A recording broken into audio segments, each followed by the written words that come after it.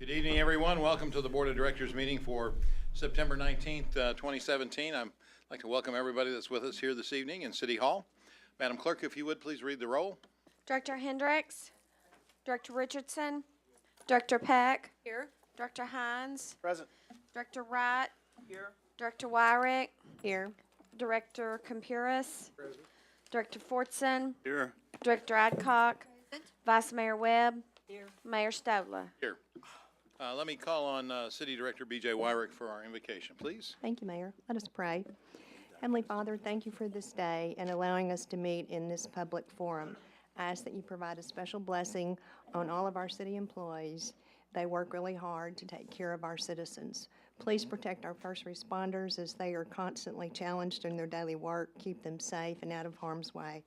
I pray that you will guide the city board, city manager, and the mayor. Help us all to make the best decisions for our citizens. I ask a special blessing for our city clerk, Susan, as she performs her duties this evening.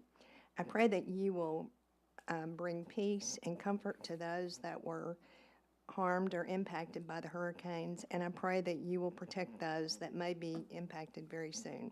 Be with each of us as we travel home. These things that we ask in your name, amen. Amen. If you would, please stand and join me in the Pledge of Allegiance. I pledge allegiance to the flag of the United States of America and to the republic for which it stands, one nation, under God, indivisible, with liberty and justice for all.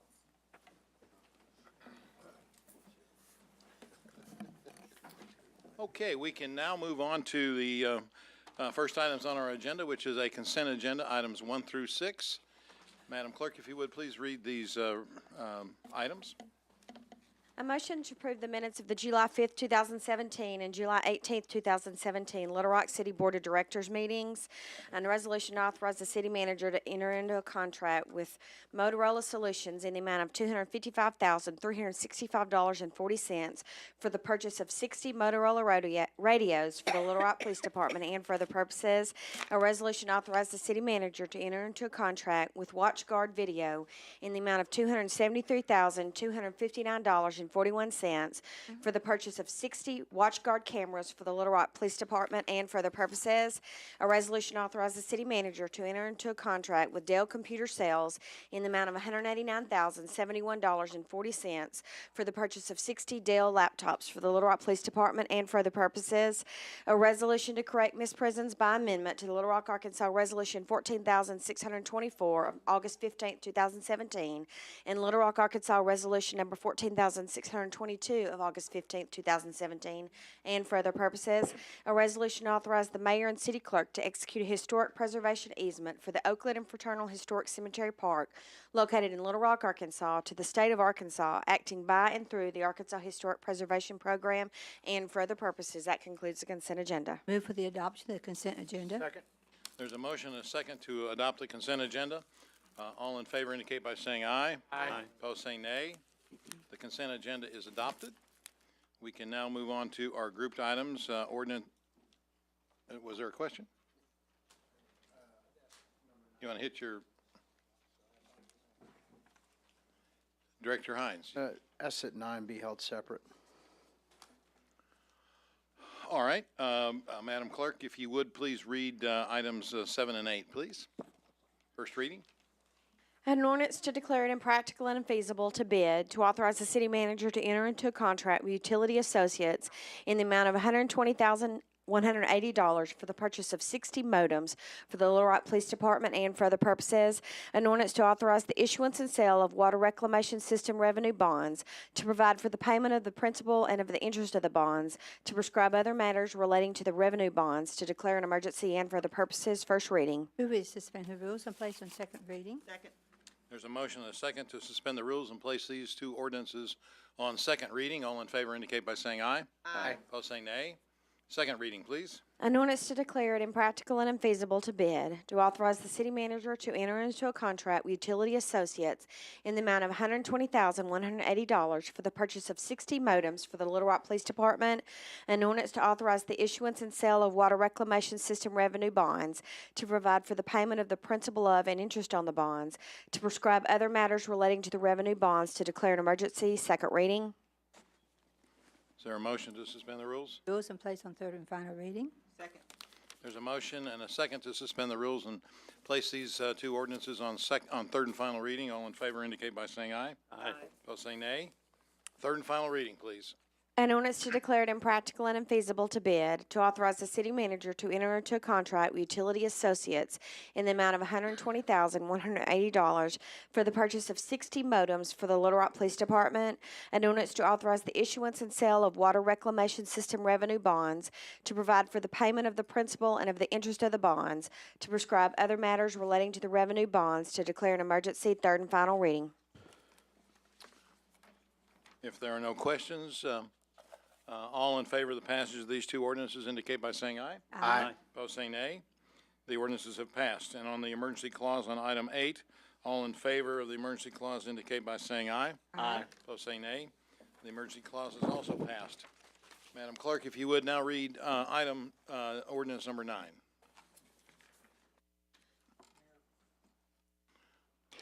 Mayor, before that's read, there was a mandatory language sent out today that more carefully describes the word distress, an animal under distress.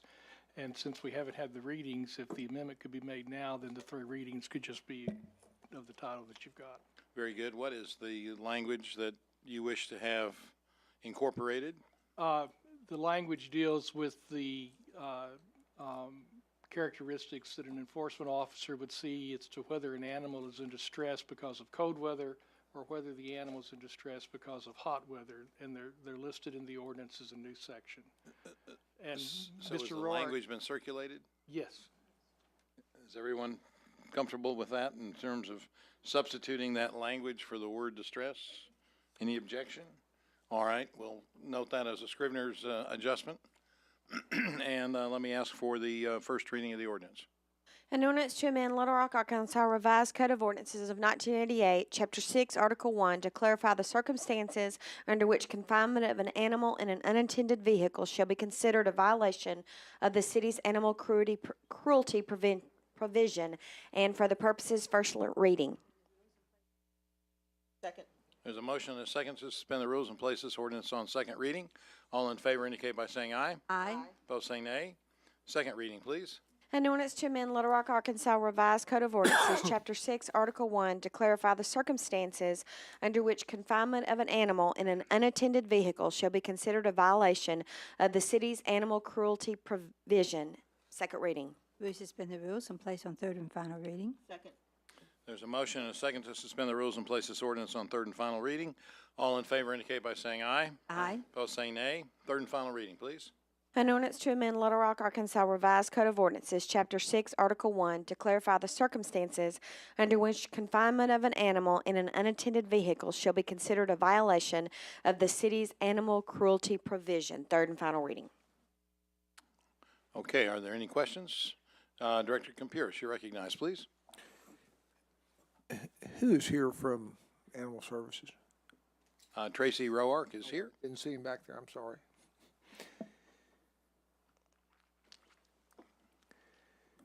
Tracy, I think what we're doing is laudable. I think we may be, especially during hunting season, creating a real problem. And that is there are lots and lots and lots of people with their dogs in the back of a pickup truck. And are we creating a situation where we're putting an undue burden on the police or you to decide if a dog is going hunting, is shaking a little bit, which is normal? Or are we creating a situation where someone could be stopped for some other reason because there's an animal in a cage in the back of the car? And I would like you to consider taking out the two words in the back or in the back of a pickup truck, in a container back of a pickup truck from this ordinance. Director Campiris, if you wish to make a motion to amend the ordinance, that can be done as well. Well, I know, I'm going to, but I just wanted to ask Tracy about what he thinks about it. what he thinks about that.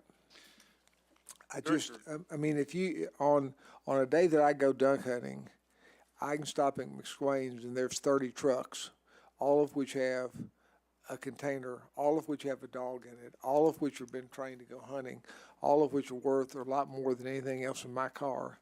And, and it is, you know, it certainly is laudable if you have a dog in a car and it's 110 outside that person, but I don't think having a hunter with a dog in the back of their car in a container that they are meant to be in is exactly what we're meaning this regulation to be. Director Pierce, I can explain it this way. We can enforce an ordinance because currently we have extreme temperatures. So somebody could call in the same complaint today and say extreme temperatures. Our officers are trained to know what distress is, and as far as I know, and I'd ask Mr. Moore, I don't believe that we've ever received a complaint that we've made a poor decision in handling these type of situations. We do understand people do hunt, people do treat their dogs very well, and have nice dog boxes with beds in them and all that. So I think what we're looking at is 20-degree days where there's a dog in a carrier in the back of a truck and has been sitting there for quite some time, because it would be quite some time before, say, it's a weekend that our staff can get out there. Who enforces this? Well, this can be enforced by any enforcement officer. Tom, I think, can explain that, but that's the police or us. Well, I think that it is putting an undue burden on y'all and the police I mean, there's often days at 20 degrees that a dog is out in front of McSwain's as they're picking up coffee, and that dog is sitting in there just as happy as can be, and then spends the rest of the morning jumping in water a lot colder than 20 degrees. And we would have the burden of proving that it was in distress. Well, but why put ourselves in a situation while we're doing this?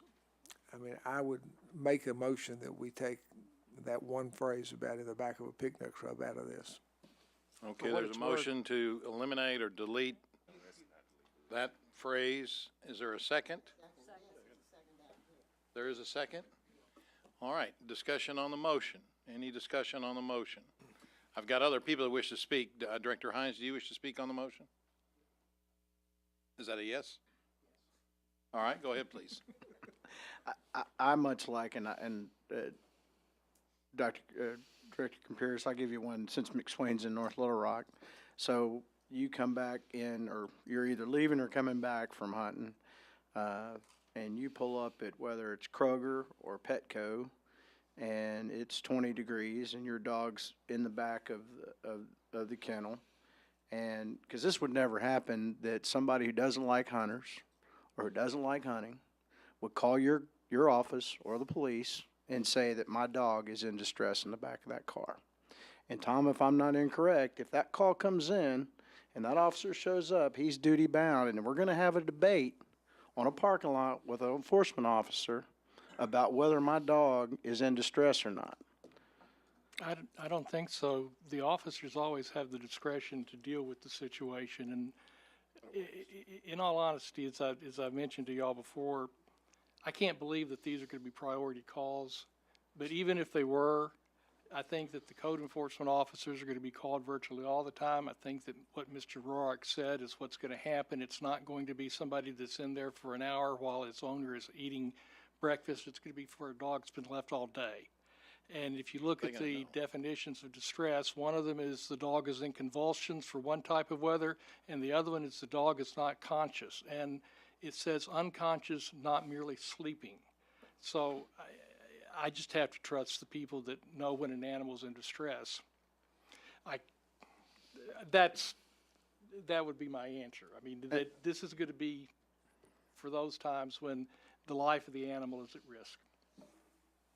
All Well, right. but the ordinance is not written that way, Tom. I'm specifically focusing on the cold weather, because that's, the hot weather, that to me is a much easier call.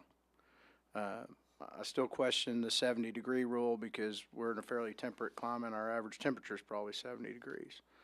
But it says one or more of the following: uncontrolled shivering, weakness, shallow breathing, lethargy. I understand some of them, but uncontrolled shivering for my dog, when I get her out before she even gets wet, when she's ready to go hunting, she has uncontrolled shivering. I mean, when we're hunting, if she gets wet and cold, because that's the dog's control mechanism to stay warm. When they're, and then once they get in a kennel, that's the safest, warmest place for them, because their body heat stays in those kennels. Most of these kennels that we're hauling around are insulated kennels that provide, and they've got bedding in them. And if a dog's sitting there balled up, shivering, he's trying to stay warm, he's going to conserve energy. And I understand, I'm just trying to think sometimes the road to hell is paved with good intentions, and sometimes we put things in here and don't consider the unintended consequences. And I'm telling you, the unintended consequences aren't going to be on the. It's going to be on the and if you don't think those folks are out there that don't like hunters and don't like hunting, and they wouldn't do it, then I guess we've grown up in two different worlds. But I'm going to be very supportive of removing the truck bed language, and I think it still gives you enough to be able to enforce it. Okay, Director Hendricks, you're recognized, please. Thank you. I support Dean's motion to remove this, and I really wanted to get personal to ask Tracy, and he knows I love your work. Did you come up with this? Am I supposed to ask that Tom before you say who came up with this? Proper question. We were asked by Director Peck to No, develop. yes or no? I'm asking him. Can I do that? Can I ask Sure. him that question? I don't need no explanation. Who did this? I had a meeting with, Mr. Carpenter, and it was presented to me from Mr. Carpenter. It was presented to you from Mr. Carpenter. When did he get to be a board member? I was going to I'm tell just you, being Director serious. Peck, I am too. Director Peck called and asked for this. Okay, well, We that's where it drafted come an from. ordinance based upon language from ordinances around the country and from Fayetteville. Okay. We sent it to Animal Services, and I think they're the ones that added the code provision. I don't think we had the code provision in there initially. My other comment is that the police have other things to do rather than seeing whether a dog is hot or cold. And I agree with Director Hines is that it's somebody out here that would do such a thing. They don't like animals, and I love animals, okay? That's it. Director Peck, you're recognized, please. Thank you. Never knew this would be so controversial, but I understand from the hunter's perspective. Could we perhaps explore the option, and Tracy, tell me if I'm off base here, of removing the cold weather part? Because isn't it the heat that really causes 99% of the problems, vomiting, unconscious, diarrhea, and all? I mean, if we removed the cold weather element, would that be something to consider? I think, we could, Director Peck, remove that section, or at least remove, say, the shivering part of it, and then you'll have other issues that you can look at. I mean, maybe that's something that can be looked at. Because I don't think that the intention is to protect animals, of course, and I think that the distress part happens almost always in heat situations. And that's the majority of our calls is heat situation. Well, Director Peck, we're having discussion now on the motion Oh. to delete certain language. Let's see if we can dispose of that, and then Okay, if thank you you. wish to make a further motion, we'll address that at that time. Okay? Thank you. Director Wright, you're recognized. Thank you, Mayor. I'm sure all of you know by now, I'm not an animal lover. I'm not a pet lover. I don't have pets. I just think that we have a lot more serious issues to be debating, and I just do not want our police officers to have to respond to anything like this. My neighborhoods that I represent have issues. I was looking at some statistics and data that was provided to me by the city manager, and on Bryant Street, from January 1 to July 17th, I had over 1,400 police calls. That's calls to the police in that one area. Now, if that data is incorrect, then that's what staff provided me with. So this is not even something I'm going to vote on. I'm just going to be frank about it. All right, thank Thank you. you. Director Adcock, you're recognized, please. On this, we're talking about one type of dog, and that's the hunting dog. But we have other individuals that have pets in the back of their trucks that we need to protect. Now, if we want to take hunting dogs out of here, I have no problem with it. But I would be voting no because there are other animals in the back of trucks that we need to protect. We can say we're not going to do this with hunting dogs because they're trained for the weather. But I would hate for us to take this out and the other dogs and cats or animals that are in the back of a truck to go being mistreated because we was trying to protect one group. Let's protect that one group, but leave the others in there. Director Wyrick, you're recognized, please.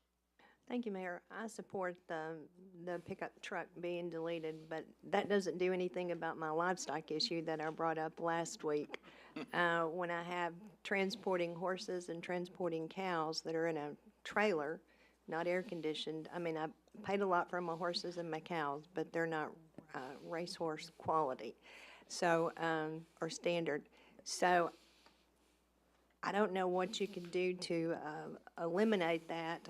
And I am supportive of the ordinance. I have little puppy dogs. I have 3, and there's no way that I would leave them in the inside of a car, unair conditioned, because they're like my babies. I wouldn't do that. I understand that part of it, but I think there needs to be some clarification in the ordinance, maybe to eliminate livestock, and then also the back of a pickup truck.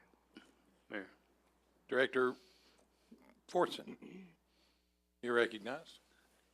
Quickly, Tom, under the present law, what authority do animal control officers have if they perceive an animal being mistreated in the back of a truck in a cage? They can already take them because of extreme weather. This tries to limit the scope of that phrase, extreme weather conditions. So that's current law.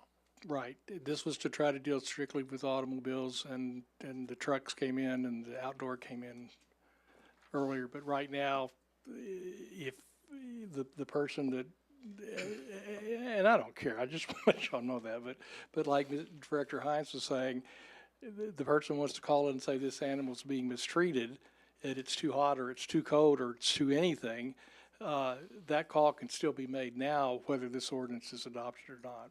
So they have authority today if they perceive a dog being mistreated to take action? Just make the phone call. The one thing that this does is it does clarify the entry into the vehicle if it's in a car. But that's inside the vehicle. Right, that's for the inside the I'm vehicle. supportive of the amendment. Okay. Mr. Moore, did you want to say something? Well, I was going to suggest, I think I've heard enough. I think there's some outstanding issues, and I haven't been able to be as engaged in this as I have been in the past. I think everyone wants to protect animals, but maybe there's some things in here we can tweak a little bit, and then maybe come back with a revised ordinance that addresses the concerns that I've heard. Well, okay, we have a motion on the floor. Can I, 30 days? Does the second withdraw their second? Whoever did the second? All right, very good. So is there a motion to defer this for 30 days? Director Campiris, there's a motion and a second to defer for 30 days. Any further discussion on that motion? Hearing none, all in favor indicate by saying aye. Aye. Opposed say nay. The motion is passed. So, all right, very good.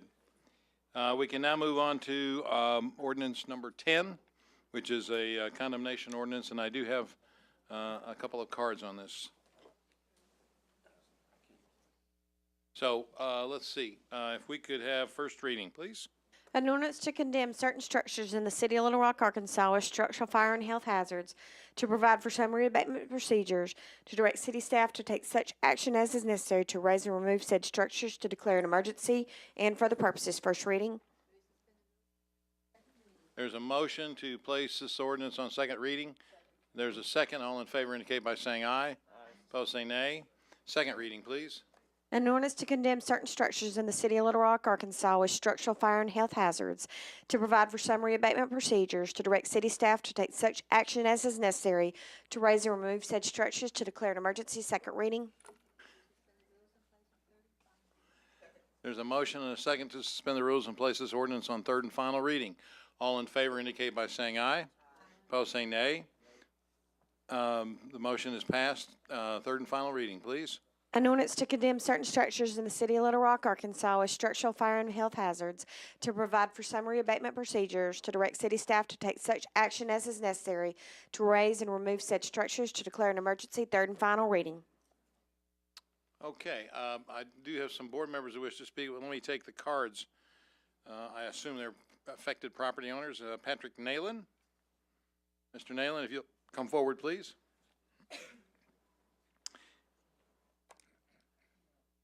And if you'd identify which structure you wish to address.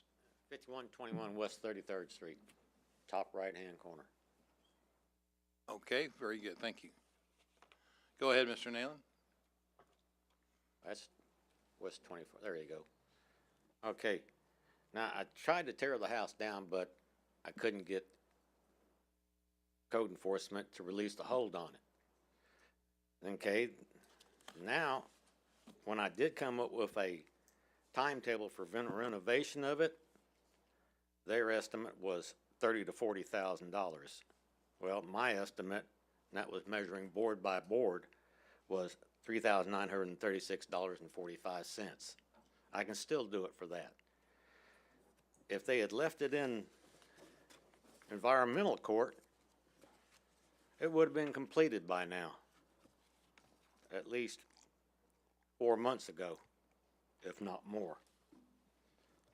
It won't cost that much because I've gotten some material that someone else gave me, 3/4 inch decking for the roof.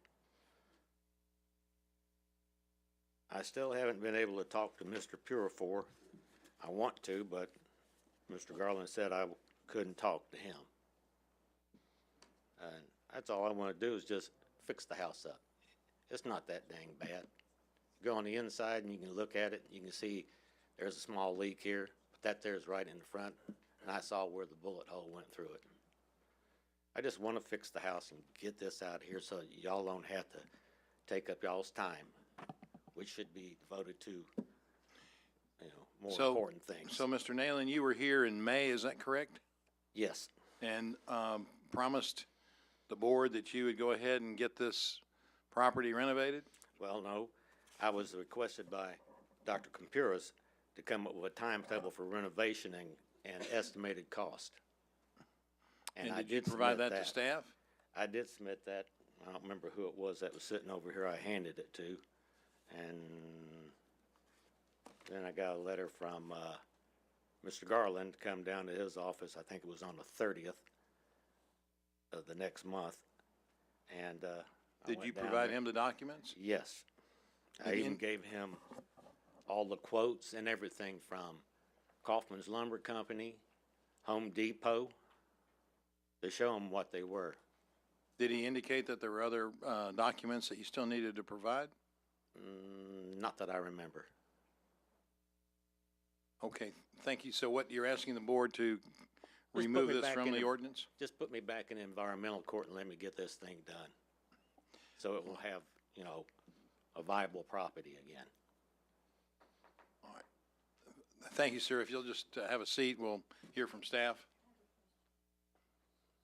Mr. Moore, do you want to have staff respond to this, Mr. Garland?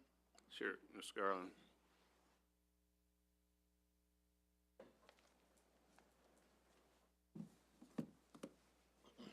Excuse me, Mayor, members of the board.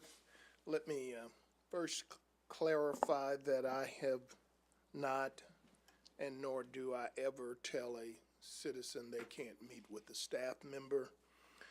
The last time that Mr. Purifoy and I met with Mr.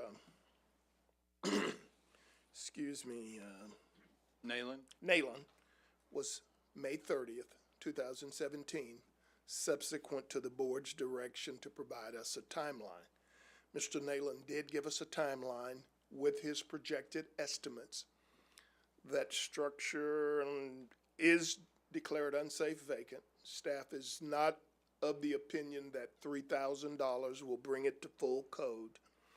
We concluded the May 30th meeting with Mr. Nayland to provide staff with some indication of the financial capacity to do the renovations. I'd also like to clarify for the mayor and members of the board, at no time would staff deny owners an opportunity to demolish their own structures. Staff only requires and recommends that the contractor doing the demolition has a demolition permit and a state permit that qualifies them to do demolitions. Okay, thank you, Mr. Garland. Are there any questions by the board on this particular piece of property? Let me start with Director Hendricks. Did you wish to comment on this property? Well, you're the first on my list that wishes to speak, and one of the other ones. Okay. Director Richardson, you're next. Do you wish to speak on this property? All right. Director Adcock. Nayland a couple of questions. I would like to ask Mr. Nayland. All right, Mr. Nayland, if you'd come forward, please.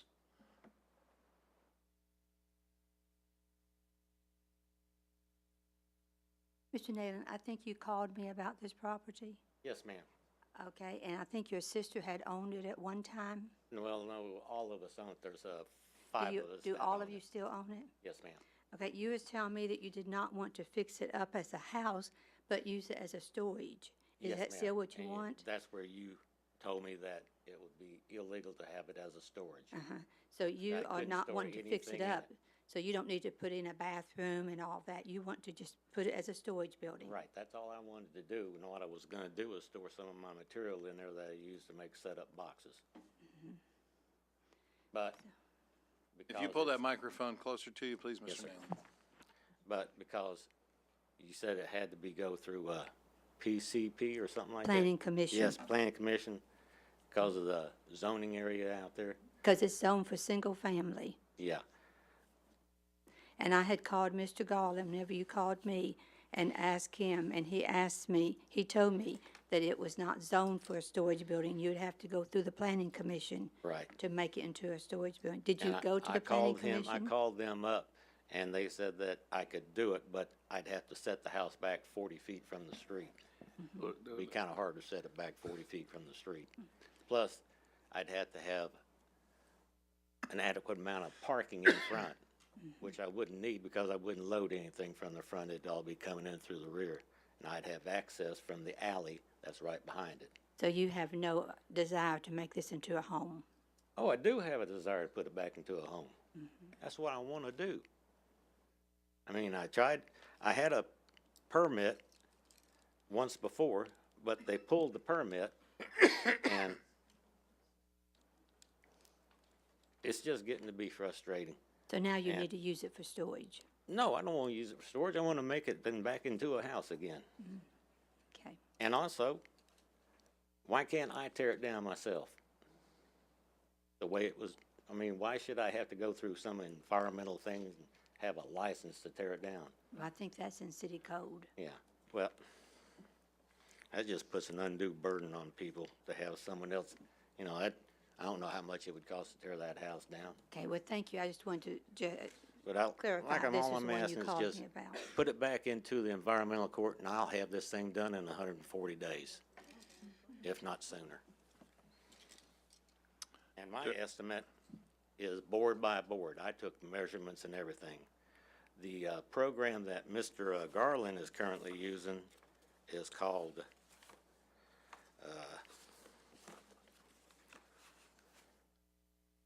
Analytical Design, HDP.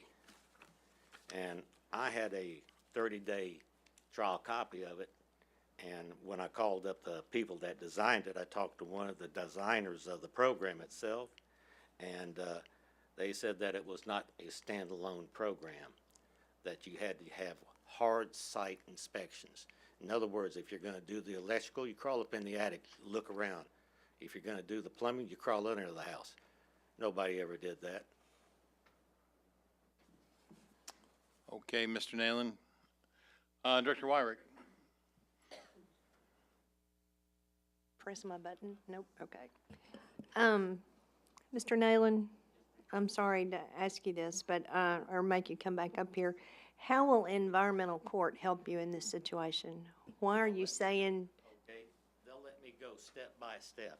Every, was it month, I believe, I go back down there. A code enforcement officer will come over and do all the inspections of everything that I have already accomplished. And they'll do that every 30 days. And every 30 days, I have to show progress.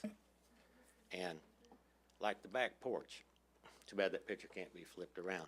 The back porch, I can do that in probably less than 15 days. I'd be replace the roof, the decking, put the siding up and everything. Enclose the back section of a bedroom that's partially exposed. The front porch here, this front of the house, that there'd be about another 32 days because I'd be doing all the work by myself. I'd be demolition, removing the outside, and putting up new wood. I don't want to use anything really fancy or expensive, like if you go with what they call T111 siding, which has got little grooves cut into it, that's $38 a sheet. Why use that when I can use a 1x12, which is 3/4 of an inch, and put it up there, and it would be only something like $26, which would cover the same amount of space. okay, so I guess what you're saying is that if you were in environmental court, the judge would say you can complete a portion of this and then report back. No, ma'am. The code enforcement would be there with me and tell the judge where I am progressing. If it's, yes, he is progressing at a steady rate, or no, he's not progressing at a steady rate. They would tell the judge, then the judge would turn around and say, no, that's it, tear it down. Okay, Mr. Moore, can you help me with this? Sure, I think the reason Mr. Naylor wants to go back to environmental court is the very first sentence on this slide. It's been unsafe, it was declared unsafe in 2009. And what I have said to Victor and his staff is these cases that just linger in environmental court, I want to get them out. And that's what we're doing. And he wants to go back because he's going to go back to a 30-day report by the judge, and we'll come back in 30, 45 days, and we'll show no progress, and the judge will say, okay, the philosophy is not to put fines on them, because I think he feels, and he's said this before, that if they no use putting fines on them if they don't have the dollars or the funds to fix it up. So we're really, and I've worked with Tom's office to say we're going to get these cases out of environmental court that have been there for multiple years. Okay, so this one has been in environmental court since 2009? No, ma'am. It is not. It's only been in environmental court one time, and it got pulled by Mr. Garland. And when was that? That was the 5th of December of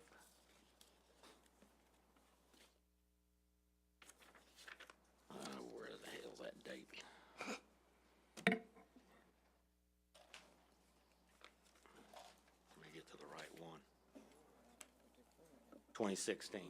2016. Okay, that's all the questions I have. Thank you. Director Hendricks, do you have a question? Don't go far away, Mr. Nayland. Okay. All right. You switch, turn my light back on. Well, Yeah, I I'm don't wanna talk to him. going to get to the other case in just a minute. What? We have more cards. No, it's about this man. Okay, Mr. Nayland, if you can come forward, please. Go ahead, Director Hendricks. I think you've heard, and I've heard several times, how long you've been before the board. Yes, Do you know ma'am. how many times you've been here?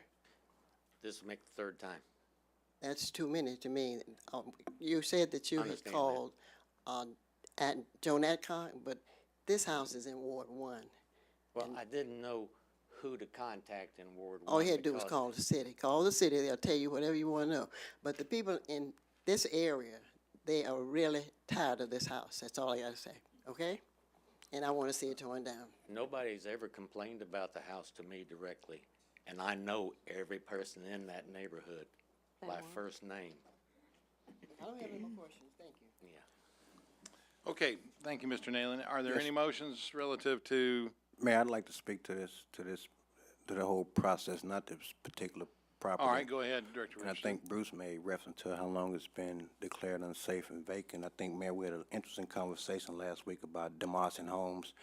And Tom, I asked for a memo to explore our legal options unless I overlooked it, haven't seen it yet. And I just like to see our options regarding purchasing these homes. And once they've been declared vacant and unsafe, looking at whatever kind of federal or state funds we can utilize to help rehab these homes, to bring them back up to code. And you know why that's interesting to me, there seems to be a concentration of these homes in three particular wards, and I just don't think that we've explored, and to the tune of sound like a broken record, I don't think we explored all the available options, particularly as it relates to public safety, which we talk about consistently. Now, coincidentally or not, these three particular wards are the wards with the highest concentration of criminal activity. Three particular wards have the highest concentration, disregard the 5-6% unemployment rate. In these particular wards, unemployment can be as far as high as 30%. These particular wards, and anybody who worked with public safety understands and knows that crime is greatest where sense of community is weakest. Gangs are strongest where sense of community is weakest. I'm not sure we've explored all of our options with respect to utilizing disconnected adults and youth in these wards where we have the highest concentration and utilizing any kind of approach to employ these people. Now, we've been hell-bent, I've been told time and time again, our options are limited. If we're going to be hell-bent on demolishing these homes, why not explore ways to train and employ these people to help demolish these homes? And I got a concern, Mayor, about our whole process, and I haven't heard any response with respect to our options. And to the tune of sounding like a broken record, I'm having more and more problems with our whole process as it relates to exploring all opportunities, all options to utilize employment or utilize ways we can help bring these neighborhoods up. With the particular one or two of these neighborhood wards, they're looking like war zone. Director Henderson, I saw a demolition of a home in the 2400 block of Pine Street in your ward today. And it's just adding to the blight. And I don't think we've explored all of our options. And that's troublesome me. That's bothersome to me since I've been on this board. And that's my comment, Mayor. I want to make recommendation that we explore. Tom, I don't know what happened to the memo. And I don't know, Mayor, if you looked at any kind of legal options we have to help in reverse this process with unemployment as it relates to public safety and reversing the blight in two particular wards where we have the highest concentration of abandoned homes, vacant, unsafe homes, and the highest concentration of abandoned lots. So, Tom, can you help me out on this? And Mayor, can Bruce, or anyone you guys can help me on that to help deal with my dissonance on this? Director Richardson, we can. We're working on the matter. You asked for a relatively wide-reaching memorandum that's going to require HUD. It's going to require the board, if it wants to consider totally revamping how it does CDBG. One of the things that you were told by Mr. Turner was about a 20% down payment that might help people be able to do things. One of the things that Director Adcock learned is that the TNEP program, which was set at 20%, was to do the very thing that you're talking about. But the problem was the banks aren't going to treat that as the type of thing that would take the property away from requiring mortgage insurance. And so I was just trying to get you a comprehensive examination instead of a page or two that said, well, you can do X, Y, and Z. Also, I think it's important to be able to, because for the first time, we have done a sort of systematic exploration in one neighborhood of what to do in terms of getting title and finding out the problems with title for particular properties. And we're putting those informations together. That's the Love neighborhood that's been worked on, and the board set an amount for. Well, thank you, Tom. I wasn't necessarily trying to put you on the spot. I know you have many other things to do, just this one thing. Mayor, I know that we've utilized some NSP 1 and 2 funds to address this, and that's partly because those funds were mandated in those areas.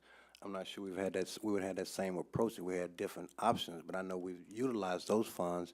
And Tom, I thank you for exploring this matter and spending some time on this, but I just think we need to figure out a way to reverse this blight because those areas have the highest concentration of criminal activity. Those areas have the highest numbers of unemployment. Now, while we have official numbers of 5–6% unemployment rate, those areas, Mayor, Bruce, members of the board, unemployment rate can be as high as 30%. I know we tried to address this issue with a day ordinance that failed, and I just think we need to be a little bit more creative as we try to address redeveloping these neighborhoods and addressing public safety in these neighborhoods where it's not coincidentally where those things are connected. Thank you, Director Richardson. Okay, are there any motions relative to 5121 West 33rd? All right, I'll move on to the next card. The next card I have is from Lisa Two Rivers.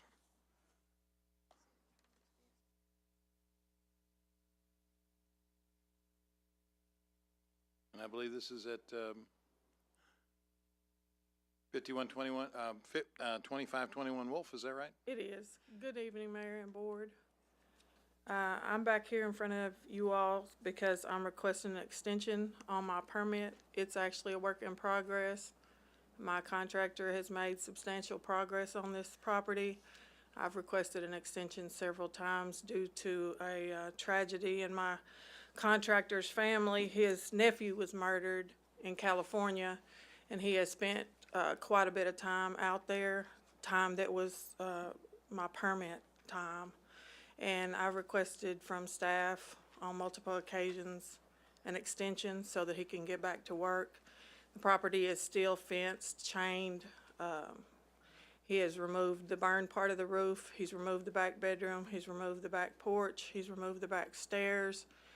The inside, we're not able to clear that out because the code enforcement has blocked a dumpster for my property. There's water damage, or used to be water damage. It's dry now, but it still needs to be removed so that he can get in there and handle things in the front part of the house that did not get burned, but was damaged by the fire department.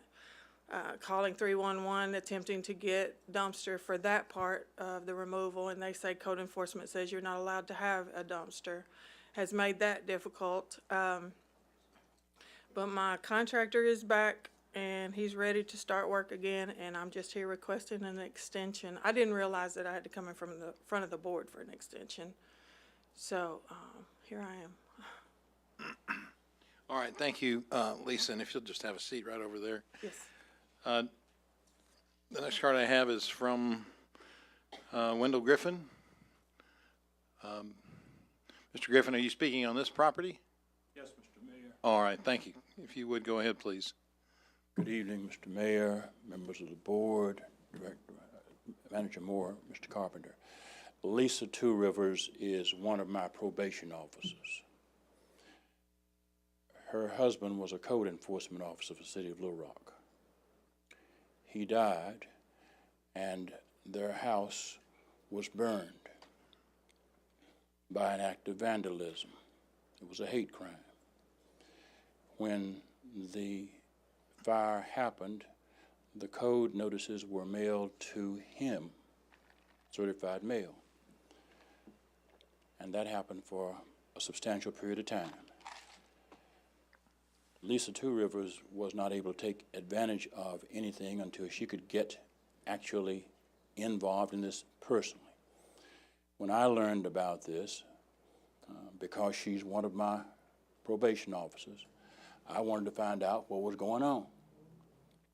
Because I believe that neighborhoods need to be kept up. And I don't want any members of my staff not keeping up our neighborhoods. At the same time, I would like to give law enforcement officers who work for me a chance to live in the city of Little Rock. I would like to give a law enforcement officer who's had a house burned a chance to fix their house. And I would like for that to be done without any undue delay. So when I learned about this, and I only learned about this situation recently, I called Lisa Two Rivers into my office, and I said, "What's going on?" And she explained to me, and I said, "Well, let me go and talk with you because I want to talk for you. At the same time, I want to be very clear. I am not against fixing up neighborhoods. Please don't get it twisted, as the young folks say. I do want to give people who are trying to fix up their houses a chance to get that done. Now, I only learned about this so recently, I haven't had a chance to talk to any of you, because I know most of you personally. And so, had I known about this earlier, I would have been burning up your phone lines. But because I didn't, I'm here now. You can fuss at me for not calling you sooner. I'll take that fussing. It won't be the first one I've gotten, and probably will not be the most severe. But I would like to ask you, please, ma'ams, please, sirs, would you be so kind as to give this law enforcement officer a chance to fix up her house? She wants to live in the city. She wants to fix up her house and neighborhood. If you would let her get a dumpster to take out the trash out of the house, the contractor can get on with the work. Now, I'll say one other thing. Only the good Lord Almighty has forever to do everything. And so I don't expect you to give her forever. But I am asking that inasmuch as her contractor had a death in his family that neither he nor she could have dealt with, that we not hold that against the property owner. This is not a property owner who has basically been twiddling her thumbs or thumbing her nose at this city. And the last thing I'll say is this. I've lived in this city now since 1979. I'm glad that we have law enforcement officers who want to live in the city. I'm glad I happen to have some on my staff. I would like to do everything I can to help them. Please help me. Thank you, Judge. Director Hendricks, do you wish to comment? I want the judge to come back, please.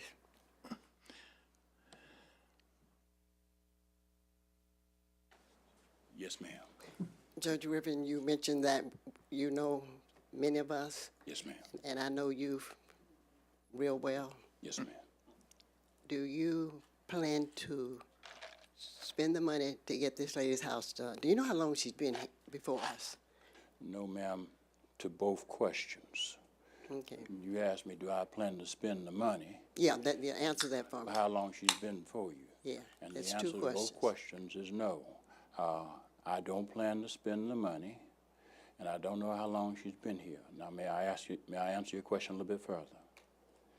If she is not going to fix up the house, then this board has the authority to have the house demolished. If the house is unfenced in, then it's one thing. But I saw a fence. I see a fence around that house. Mm-hmm. If there was no contractor involved in the process, I see it. I heard her say a contractor's involved. I have not heard or learned of anything to the contrary. In the short time that I have been apprised of this, I have been able to confirm that her contractor did have a relative murdered, that the contractor has had to spend a substantial amount of time in California dealing with that situation, that the contractor is back and is wanting to get back to work. So I hope I've answered your question. Okay, my next question is, have you visited with any of the residents in that area? No, ma'am, I have not. Okay, I would like thank you. Yes, ma'am. I'd like staff to come. Mr. Moore. Ask Mr. Turner to come up. Victor? Mayor, members of the board. I'm going to ask you a question. Just hold up. Okay. What I want you to do for me is to share with the judge everything that we have attempted to do, and I may be in error to go back before the gentleman, her husband, passed, the problems we had with that house way back with goats, whatever type of animal was in that yard. And I know it may not be relevant, but it is to the people I represent. And I know where the judge lives. He lives way out west. And I don't know where she lives. Apparently, she doesn't even tell me. Just bring us up to history. I'll just speak to the part that I'm familiar with. As mentioned on the slide, it was first declared unsafe vacant back in 2014, and I believe it's been before the board at least 3 times. And I know the city attorney's office required us to go through the entire process again regarding the notification, and so staff did that. And in regards to the contractor and his timing, there was a permit issued in April. It was a 90-day permit. It expired at the end of July. Staff did not hear from the owner at all. I sent an email to Ms. Two Rivers on August 23rd asking progress of the dwelling. At that time, she told me that there had been some removal of the back part of the house and burn wood, and that work was ongoing. And I asked, how was work ongoing if your permit expired at the end of July? The next response was her contractor had a murder of a family member in California, and that she would like a 90-day permit. So I advised her that she would need to probably come back, and I didn't want to give her an extension when she had 90 days and we'd been before you guys at least 3 times. So I said that may be something you need to address the board regarding more time. So that is why I told her that. But at no time did we have any communication from April till recently, until I sent her the email, did I know of anything regarding her situation. Thank you, Victor Holt, because I wanted to share with the board that the owner of this property did request assistance from the at-large members on this property, and she did send a letter to them. Did you get it? Dean, did you get yours? Oh, I started to bring it, but anyway, it's about 5 paragraphs, and she stated how much she has spent and the time that she has sort of helped, because it's right next door to a beautiful, I wish I had you all to do the picture of that, but I think that it's just over time. I don't think she's going to do anything. You know, saying that her carpenter is wherever he is. We have carpenters here. It's the money. I think that's the problem, and we have looked at this property long enough, and I'm tired of my telephone ringing with people complaining that, Irma, you're not doing anything, and this is a nice neighborhood. In fact, it's 1 block from where a chartered school will be opening up real soon. If I may, the photos that we were flipping through, I did ask to get permission for staff to go back and re-inspect, and I believe we took pictures in September. Should have been some slides that show what the current condition. Yeah, I was going to ask that question. Are these accurate? Yeah, those are dated September the 6th. Those you're looking at now. Yeah. So that gives you some idea of progress or lack of. And another thing is that she doesn't live in that area. It seems that she lives somewhere else. And I just think it's a disservice to sit here and allow more time for this. And I'm asking the board to please, let's have this house demolished. Thank you, Victor.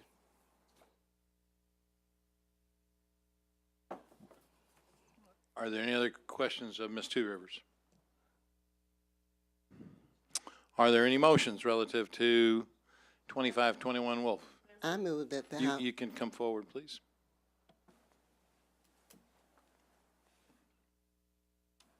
If you don't mind, I'd like to pass around my driver's license that shows where I actually live right now. Why don't you just read it to us? We'll certainly. 2505 Wolf Street, which is next door to this house. All This right. is owned by my family. I would like to also address a situation. They said that I've been in front of you 3 times. In fact, that's not the case. I've been in front of this board 1 time on this property, and that was April of this year. This board did vote on demolition of my property twice before, but they never served me notice. They sent notice to my deceased husband, certified. I could not sign for anything. I was never notified. They sent bulldozers to my house and began digging. The only way it stopped was because my neighbors ran out and that told them to stop. That's the only reason this house has not been demolished without any notification of me whatsoever. As far as the money goes for this house, I'm in a contract with this contractor. I provided that proof to you, the entire board, the only time I was here. I've already made substantial amount of payments on this contract that I have.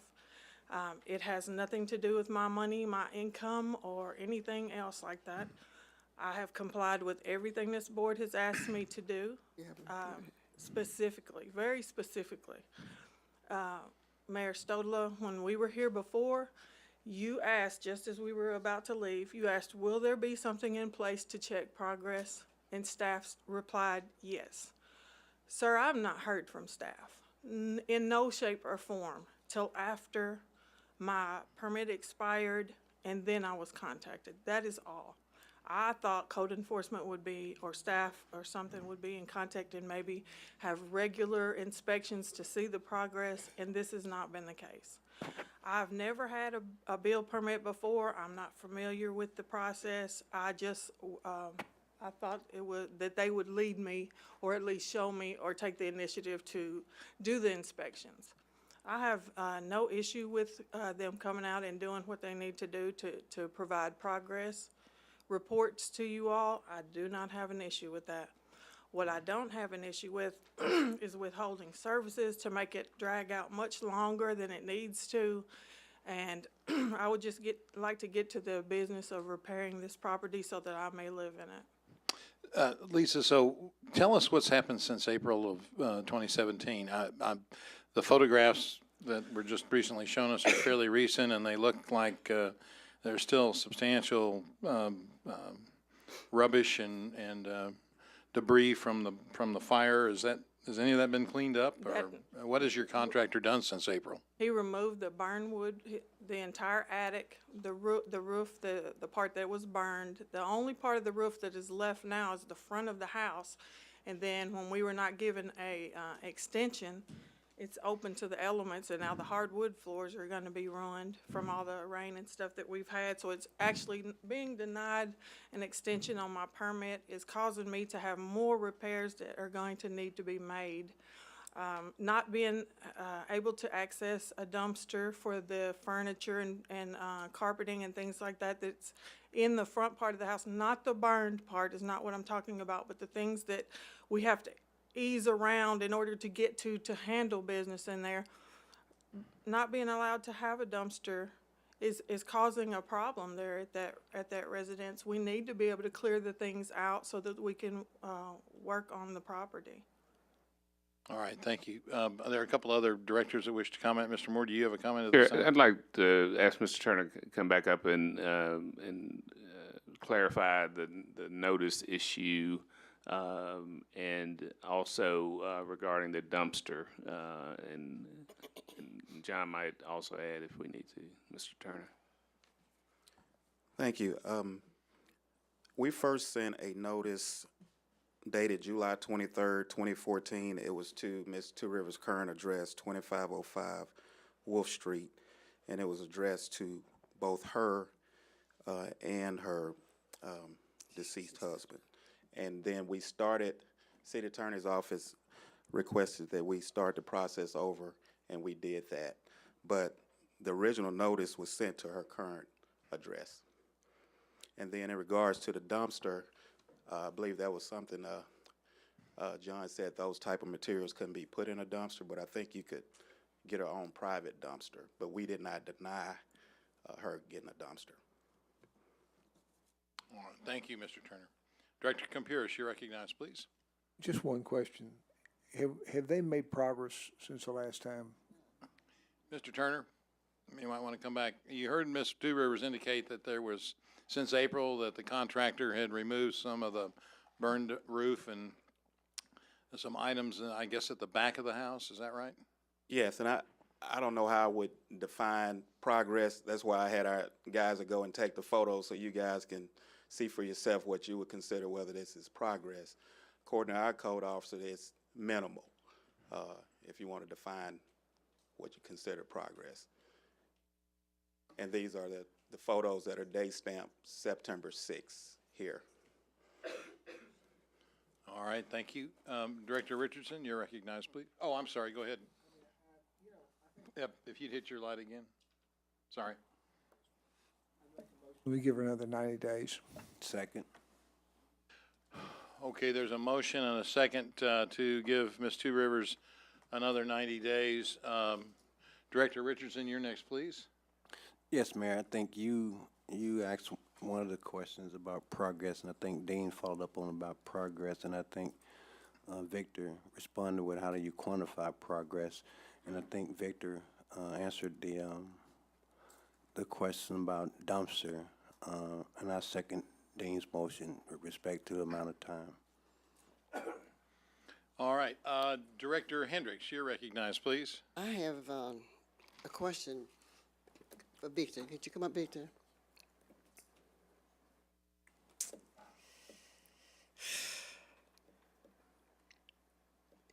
I have two questions. One is, what address did the individual give you all to contact her? You mentioned something about, she mentioned that she rejected the letter because it was addressed to her husband. Yeah, the letter I just referenced was 2505 Wolf, is where she says she currently lives. Yeah. And 2505, is that the damaged house? 2521. 2521. The other thing I want to ask, did you all talk about time for her to bring the money from the bank? So many people have been before us. It was something, bank, the funding. One of the previous times that she appeared, I think she mentioned a 203K loan, and there were some questions about the 203K and whether it was approved or not. And I think the response was she qualified for one, but I don't think she ever secured that. So we didn't delve any further as far as how she was financing the rehab. And in regards to progress, that's why I thought it would be better if we had current photos to explain what the progress is, better than me trying to say it's 10%, 15%, or whatever. I thank you for that, because I knew that was one of the things that you mentioned. But I think to the board, I just think it's a slap in the face to the people that I represent, that we allowed this lady to come before this board. Is this the third time? She said she hadn't been here, but this is the third time it's come before this board? Or the fourth time? Many At least times. third, at least Okay. third. And I want to say to the board also, I think it's, I don't know what you would say, it's really sad that this board would not listen to people that we pay daily to make decisions for us. And I know that I'm outnumbered when it comes to race, when it comes to voting on this issue. So I hope I don't have to use that. I just think that it's time for this house to come down. I would like to ask you, do you have funds right now? Victor, let us understand. The only time I've been before this board. Do you have funds? That's my question. You have asked me to provide you with proof, and I brought my bank statements here, and I also brought the contract to prove that I did have the funds to take care of this remodel or this rehab. Was it acceptable to And- staff? Excuse me? Was it acceptable to It staff? certainly was. You can check the records. Bruce, Victor, come to the mic.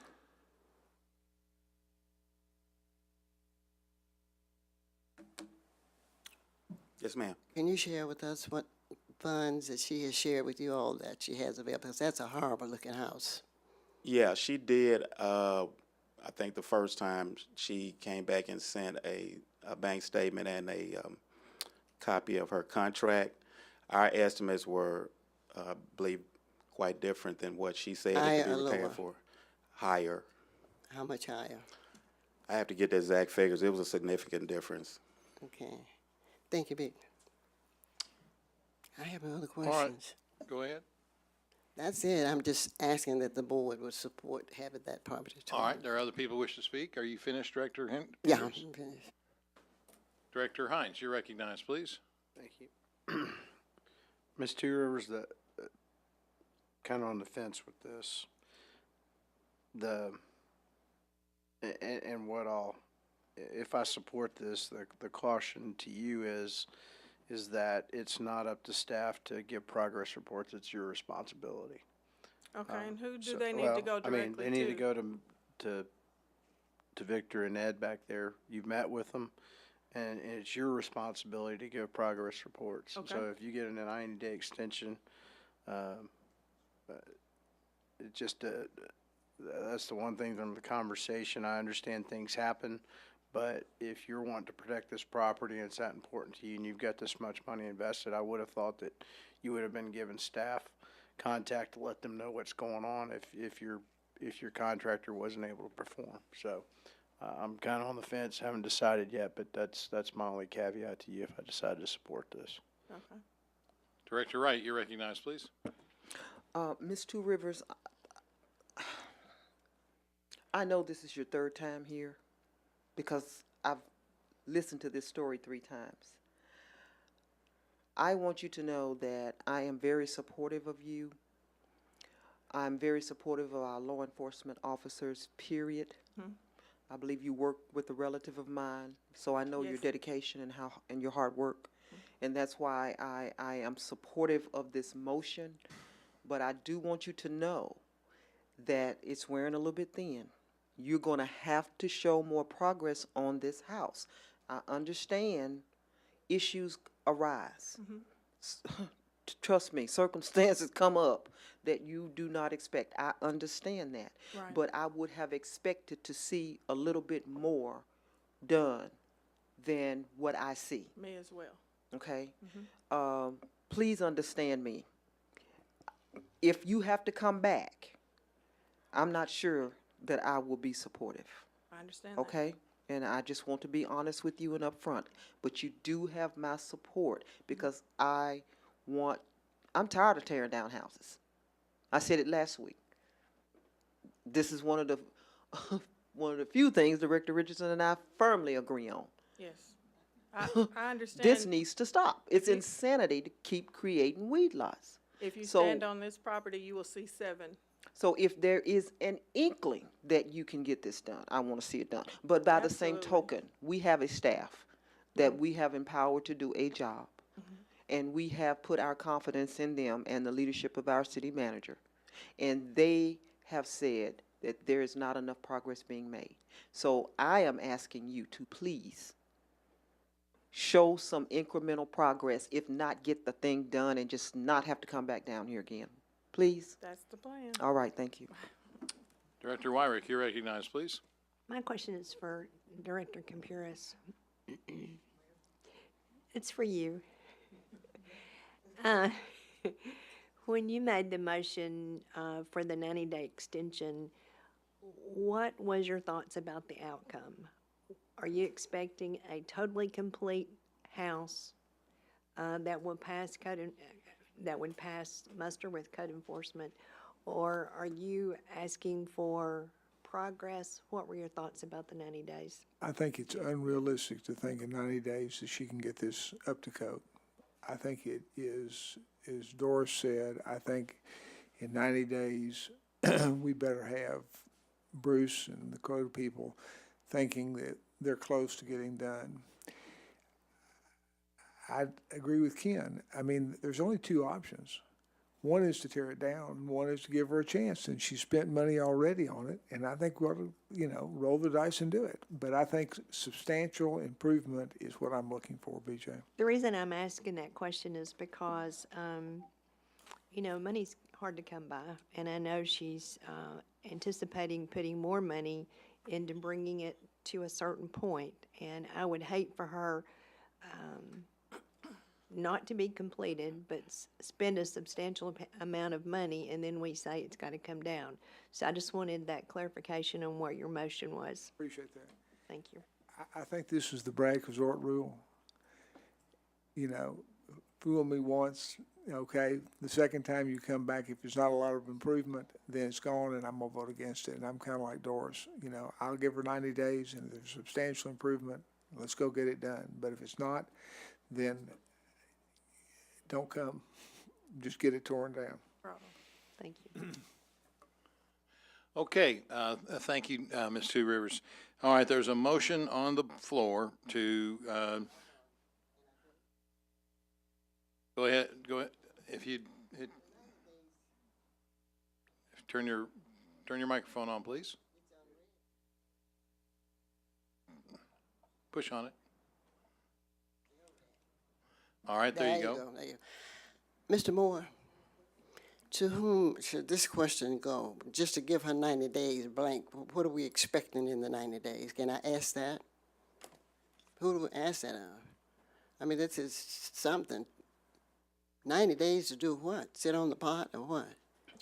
Well, I mean, I think we've been through this before, so we'll bring it back in 90 days. And, you know, it's one thing to give a 90-day extension like you all did before, and then we don't hear anything between. And I think that's what Director Wyrick was getting to is, you know, when a neighborhood or citizen is working with us, you know, I'm okay with coming back, and this has been deferred for 90 days, giving you all a progress report and saying, and we've done that before, saying this person y'all gave 90 days extension to, and they are making progress, we're supportive.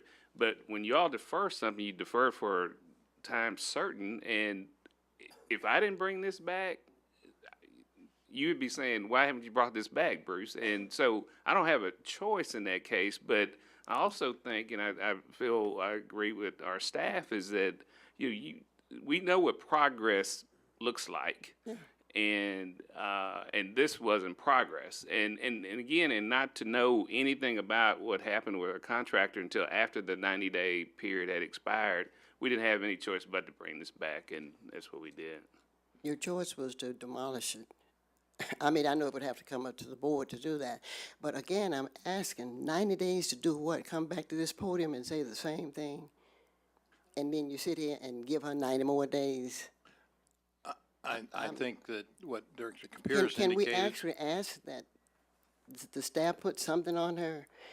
That house is just a few blocks from where I live, and I'm concerned about it. You all don't live in that neighborhood. So you can vote whatever you want to vote, but I'm voting against it because I just don't think that a person can keep coming up here and keep coming up here. And I'm telling you, you know, I love to talk about race, and I'm sick of it, okay? Can we ask her for something for the 90 days, Mr. Moore? Is that applicable? And getting back to the dumpster, you know, dumpsters are for sale out there. The city doesn't have to come and do the dumpster work. That's freebie. Yeah, I mean, again, what we typically do is if the board defers the address or residence for a certain period of time, we very quickly get with that individual right after deferral and say, let's develop a plan. But if, have you been able to do that? Have they been able to do that with her? I mean, we have not. I mean, Mr. They Turner have said not. that, but They have not. And what I hope is that I think she and her boss today have heard, you know, where this board is as far as this 90-day extension, and I hope we see some proactiveness going forward. And I want to share with Judge Griffin is that I know he is for doing what's right, and that's why I'm persistent about her getting the 90 days. Fair is fair. I don't care who it is or what color they are. Director Campiris, you're recognized, please.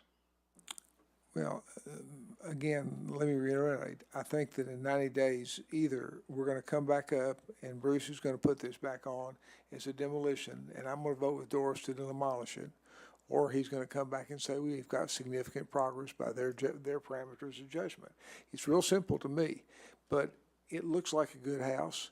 I'm tired of tearing down houses if someone's gonna do something.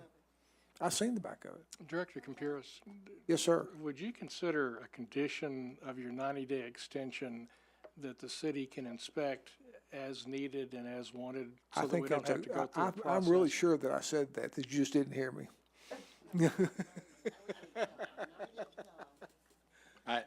I'm not clear on that. The motion right now is to defer for 90 days. With unlimited inspections by the city. With what? With unlimited inspections by the city of the house. Unlimited inspections by staff? Yes. All right, I'll take that as an amendment by the author of the amendment, and does a second agree to that as well? All right, then the language will be added. Okay, Director Wright. Oh, before he made his motion, I was going to state that I would prefer to see this house cleaned out and in the dry. And to me, that would be significant progress. And and in the dry, in construction lingo, is the roof in, walls in at the back and the rear, and all of the debris out and in a dumpster and off the property.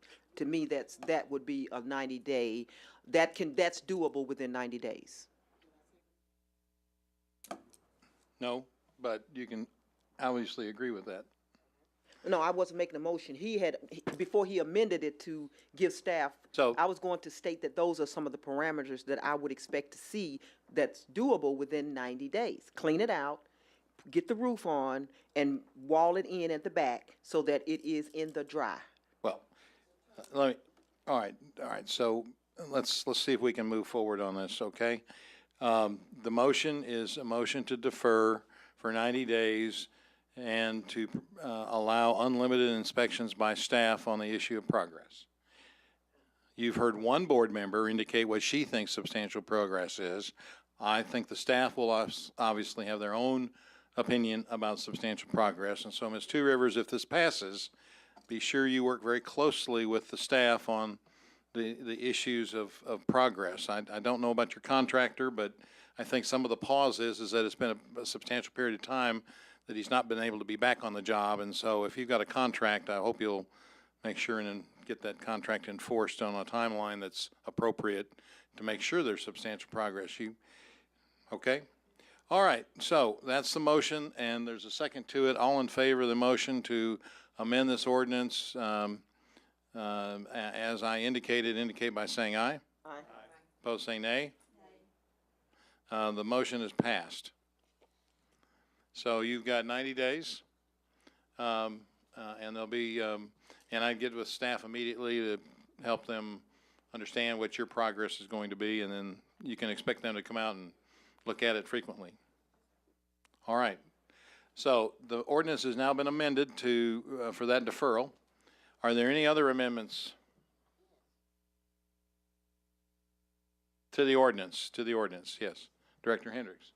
I would like to quote what Director Wright was saying, is that we expect her not to just come by there and look at the house, but to make some progress. Like all that trash is in that back, inside, all the burned wood needs to be moved, everything. She hasn't done nothing to that house. Well, I think that's, I think that's self-evident in terms of what this discussion is I don't know. suggesting. She's been here 3 times. What do you mean by self-evidence?